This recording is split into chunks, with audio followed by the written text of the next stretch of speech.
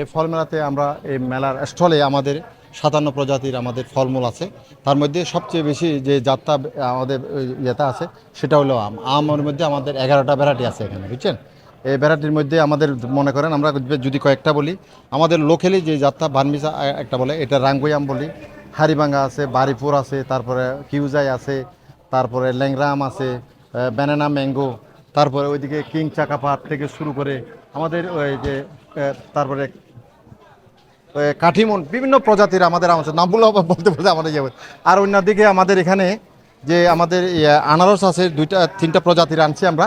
আনারসের giant Q যেটা Indian variety, এটা জায়েন্ট কিউ যেটা আমাদের লোকাল এখানকার থেকে ওই যে ইন্ডিয়ান ভ্যারাইটিটা সাইজে বড় হয়, 4 থেকে 5 কেজি পর্যন্ত ওজন হয়, এটা মিষ্টতা বেশি।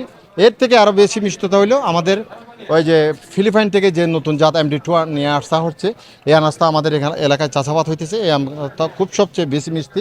তার বিশেষত্বতা হলো আমের মধ্যে কোনো ইয়ে নাই, ওই যে ভিতরে যে একটা আমের মধ্যে যে চোখ বলি আর কি, কাটা বলি, এটা গভীরতা একবারে নাই, পুরুত্ব নাই, উপরে উপরে এবারে খুব খাইতে খুব সুস্বাদু। আর একটা আছে আমাদের লোকাল যে আমরা যে সার্চ করি, এটা হলে হানি কুইন জাত, 3টা জাত আছে।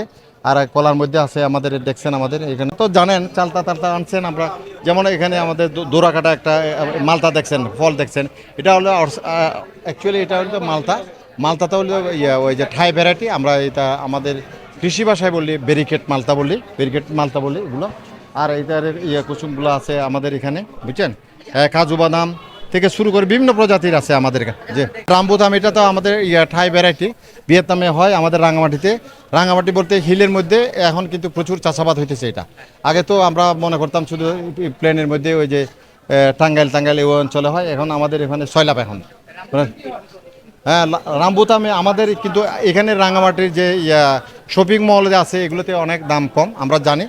8 থেকে 900 টাকা বিক্রি হয় আমাদের, কিন্তু ওই লোকাল মার্কেটে কিন্তু 1200 টাকা বিক্রি হয়। এখন তো অফ সিজন, এখনও ভালোভাবে কিন্তু এগুলো মানে কি পরিপক্ত হয় নাই, হ্যাঁ পাকে নাই।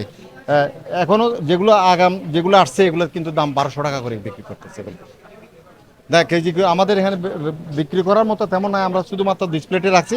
ওইদিকে একটা দোকান আছে, ওখানে কিন্তু বিক্রি করার মতো নিয়ে আসছে তারা। 1200 টাকা সম্ভবত বিক্রি করতেছে, এরকম জানলাম আর কি।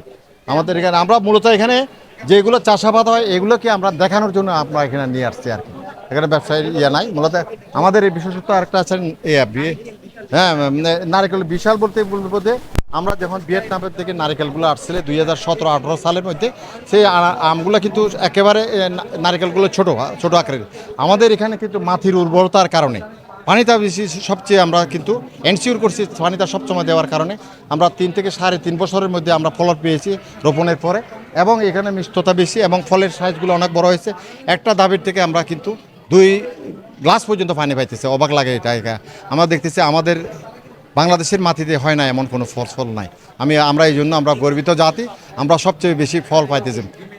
না এগুলো এগুলো জুমের না, আমাদের পাহাড়ের জায়গা কিছু পাহাড়ের মধ্যে কিছু কিছু জেন্টাল স্লোপ বলি, হ্যাঁ এই সব জায়গাতে আমাদের চাষাবাদ হয়। একবারে উঁচু টিলাতে তো আর পানির সময় মানে কৃষি মানে পানি অবশ্যই লাগবে। পানিটা এনশিওর করতে পারলে আমাদের সব ফলই আমাদের দেশে হবে।